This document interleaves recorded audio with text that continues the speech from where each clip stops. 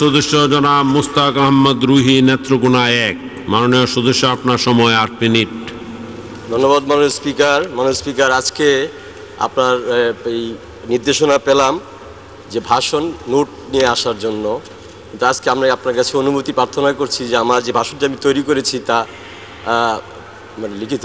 হ্যাঁ, এটা মানে অনুমতি আপনাকে আজকে দিলাম, জি, ভবিষ্যতে কিন্তু আপনাকে আমি আর অনুমতি দিব না। জি, ধন্যবাদ মাননীয় স্পিকার। তবে আপনাকে 8 মিনিটের মধ্যে এটা শেষ করতে হবে। জি, ধন্যবাদ। জি মাননীয় স্পিকার, প্রথমে আমি বলতে চাই 28 তারিখ প্রথম প্রহর জাতির কলঙ্ক মুক্তির দিন নিয়ে। এটি এমন একটি দিন যে দিনটির জন্য জাতিকে দীর্ঘ 34 বছর অপেক্ষা করতে হয়েছে।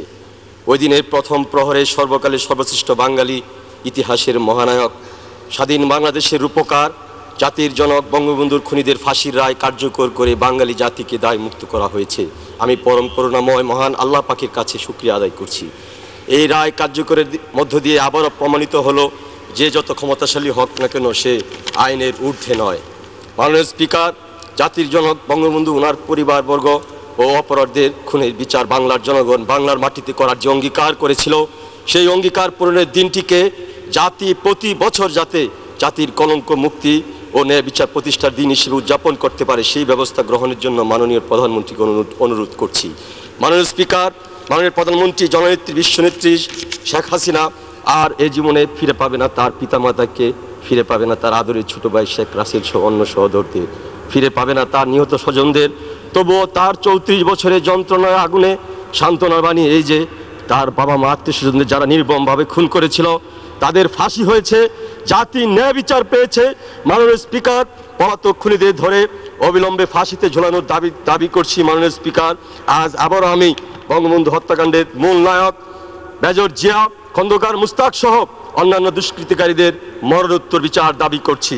মাননীয় স্পিকার, জাতীয় 4 নেতা SM কিবরিয়া, আহসানুল্লাহ মাস্টার যে হত্যাকারীদের বিচার অবিলম্বে দাবি করছি। মাননীয় স্পিকার, মহামান্য রাষ্ট্রপতি বছরের প্রথম অধিবেশনে বিরোধী দলকে হিংসা, বিভেদ ও স্বার্থের সংঘাত বলে দিন বদলে স্বপ্ন বাস্তবায়নে একযোগে কাজ করার উদাত্ত আহ্বান জানিয়ে ভাষণ প্রদান করেছেন। মহামান্য রাষ্ট্রপতি 63 পৃষ্ঠা একটি ভাষণ নিছক একটি ভাষণ নয়, এই ভাষণের বিষয় বাস্তব গভীরে যে সত্যটি লুকায়িত সেটি তিনি প্রকাশ করেছেন। একটি বাক্য হিংসা, বিভেদ নয়, স্বার্থের সংঘাত নয়, আমাদের সবার লক্ষ্য হবে দিন বদলের স্বপ্নের বাস্তব রূপায়ণ। মাননীয় স্পিকার, জাতির জনক যে দেখানো স্বপ্নের, স্বাধীনতার স্বপ্নের মতো জননেত্রী শেখ হাসিনার দিন বদলের স্বপ্ন বাংলাদেশের মানুষের মনে আশার আলো জ্বালিয়েছে। সেই আলোর মিছিলে দুর্নীতি, সন্ত্রাস, নৈরাজ্য, জঙ্গিবাদ আর ধর্মান্ধতাকে পদদলিত করে মহাজোট সরকার এগিয়ে চলেছে একটি গন্তব্যের দিকে, 4 লক্ষ বঙ্গবন্ধুর সোনার বাংলার 21 শতকের আধুনিক বাংলাদেশ বিনির্মাণ। মাননীয় স্পিকার, মহামান্য রাষ্ট্রপতি মোহাম্মদ জিল্লুর রহমান একজন বর্ষিয়ান জননেতা, বঙ্গবন্ধুর ঘনিষ্ঠ সহচর। তার সুদীর্ঘ সংগ্রামী জীবন এদেশের সাধারণ মানুষের জন্য উৎসর্গ করেছেন। জাতীয় দুর্যোগ দুর্দিনে শান্তিতে সংগ্রামে তিনি এদেশের মানুষের পাশে থেকেছেন। মাননীয় স্পিকার, সন্ত্রাস, দুর্নীতি আর জঙ্গিবাদ দেশকে অন্ধকারে ঢেকে দিয়ে দুর্নীতিগ্রস্ত দেশ হিসেবে কলঙ্কের তিলক করেছিল বিএনপি জামাত জোট সরকার। মহাজোট সরকারের এই 1 বছরে বাংলাদেশ বিশ্বসভায় দুর্নীতির বদনা মুছে দিয়ে তার সম্মানজনক পরিচিতি ফিরে পেয়েছে। এটি সম্ভব হয়েছে মাননীয় প্রধানমন্ত্রী জননেত্রী শেখ হাসিনার সৎ, যোগ্য, দায়িত্বশীল নেতৃত্বের কারণে। এজন্য আমি তাকে ধন্যবাদ জানাই। জননেত্রী শেখ হাসিনা আজকে শুধু মুজিব কন্যা নন, তিনি আজ শান্তি কন্যা। তিনি শুধু জাতীয় নেতা নন, তিনি আজ বিশ্ব নেতা। অবনচিত্তে অভিনন্দন ও ধন্যবাদ জানাই বিশ্ব নেতা শেখ হাসিনাকে। মাননীয় স্পিকার, যুদ্ধবরোধীর বিচার প্রক্রিয়া বাধাগ্রস্ত করার জন্য ষড়যন্ত্রের অংশ হিসেবে শিবিরের কাপুরুষিত হামলায় রাজশাহী বিশ্ববিদ্যালয়ের শিবির মৌলবাদী কাপুরুষিত হামলা করে ছাত্রলীগের নেতাকর্মীদের হতাহত করেছে। মাননীয় স্পিকার, এই দুষ্কৃতিকারীদের অবিলম্বে গ্রেফতার করে বিচারের সম্মুখীন করতে হবে। মাননীয় স্পিকার, অতি দ্রুত যুদ্ধপরাধীদের বিচার কার্যক্রম সম্পূর্ণ করতে হবে। মাননীয় স্পিকার, মহাজোট সরকার ক্ষমতা গ্রহণের মাত্র 2 মাসের মাথায় 25শে ফেব্রুয়ারি ঢাকার পিলখানায় বিডিআর বিদ্রোহের নামে ঘটে যাওয়া লোমহর্ষক ঘটনা, ইতিহাসের জঘন্যতম হত্যাকাণ্ডের নির্মম ঘটনা আজও আমাকে শিহরিত করে। জীবনের ঝুঁকি নিয়ে সেই দিন আমি সেখানে গিয়েছিলাম। নিজের চোখকে বিশ্বাস করতে পারিনি যে এত জঘন্যতম ঘটনা সেখানে ঘটতে পারে।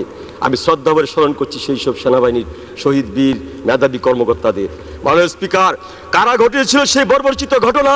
মাননীয় স্পিকার, যারা বাংলাদেশ আওয়ামী লীগকে ক্ষমতায় দেখতে চায় না, যারা সব সময় দেশের উন্নয়নের জন্য বাধা হয়ে দাঁড়ায়, যারা স্বাধীনতার শত্রু, যুদ্ধাপরাধী, গণতন্ত্রকে বুলেট আর ব্যালটের আঘাতে জর্জরিত করে পিছনে দরজা দিয়ে ক্ষমতায় এসেছিল, এটি তাদেরই কাজ, তা জনগণের কাছে পরিষ্কার হয়ে গেছে। সংবিধানের ৫ম সংশোধনী বাতিলের উচ্চ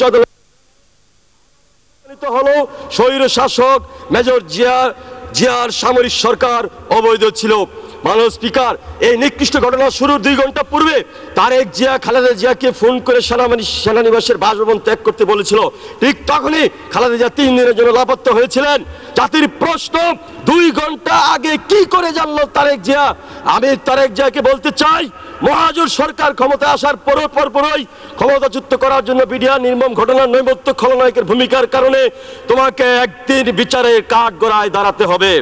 মাননীয় স্পিকার, সেদিন ধৈর্য, বিচক্ষণতা আর রাষ্ট্রনৈতিক ভূমিকা গ্রহণ করে জননেত্রী শেখ হাসিনা মানবিক বিপর্যয় এড়িয়ে সেই বিদ্রোহ নিয়ন্ত্রণ করে জাতীয় আন্তর্জাতিকভাবে প্রশংসিত হয়েছিলেন। সাধারণ আইনে বিডিআরের সেই বিচার প্রক্রিয়া চলছে।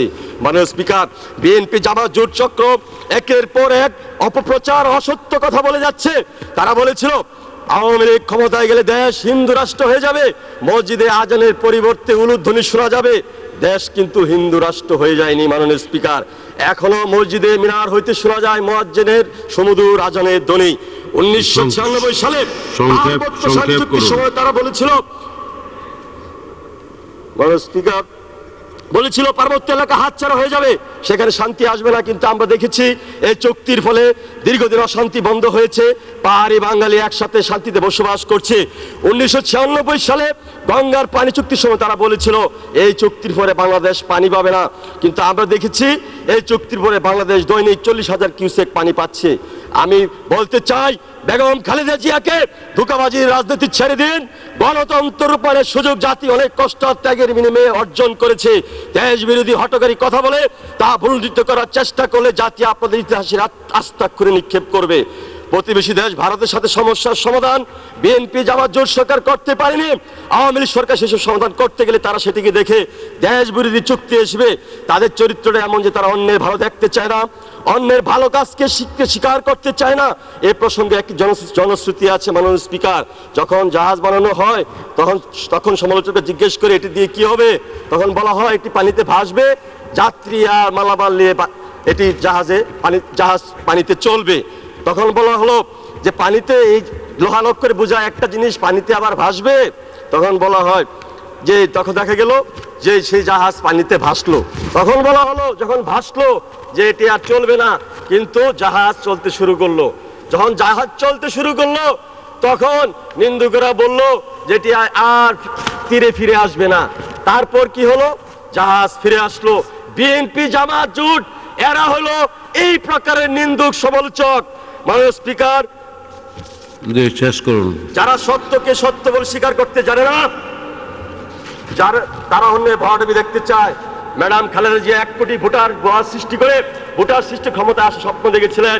আওয়ামী লীগের ভরাডুবি দেখার জন্য অনেক নাটক করে 111 জন্ম দিয়েছেন। নিজের নাক কেটে অন্যের যাত্রা ভঙ্গ করতে চেয়েছিলেন। শেষমেশ নিজেই এমন ডুবলেন যে সংসদে আসতে ভয় পান। বাইরে সমালোচনা না করে সংসদে এসে কথা বলুন। একটি গল্প মনে স্পিকার মনে পড়ে গেল। গল্প, বাসের ভিতরে এক পকেটমার এক যাত্রীর পকেট মারলো। ওই যাত্রী টের পেয়ে সাথে সাথে ওই পকেটমারকে হাতে ধরে ফেলে পকেটমার সাথে সাথে ওই পকেটমারও চিৎকার দিয়ে উঠলো পকেটমার। অন্য সব যাত্রী কে আসল পকেটমার চিহ্নিত করতে যে বিভ্রান্ত হয়ে গেল। যাত্রীরা খেপে গেল। তখন পকেটমার যাত্রীকে বললো দুজনের অবস্থা বেগতিক হবে, কাজেই চলেন আপুস হয়ে যায়। বেগম খালেদা জিয়া এই পকেটমারের ভূমিকা আবির্ভূত হয়ে শেখ হাসিনাকে ব্ল্যাকমেল করতে চায়, অন্যায়ের সাথে আপুস করাতে বাধ্য করতে চায়। মাননীয় স্পিকার, ধন্যবাদ দেন। আর সময় নাই, আর 1 মিনিট আমি শেষ করে ফেলবো। সময় নাই আপনার, ধন্যবাদ দিয়ে দেন।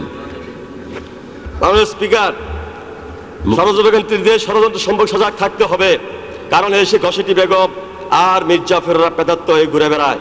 খালেদা নিজামীর মতো মির্জাফর আর ঘসেটি বেগমরা চক্রান্ত করে দেশের সর্বশেষ সর্বনাশ করতে 111 ডেকে এনে বাংলাদেশের মানুষকে 2 বছরের সামরিক শাসন যাতা করে এমন ভাবে পিষ্ট করেছিল যে যা ইংরেজ শাসন আমলে 200 বছরের কুশাসনকেও হার মানিয়েছিল।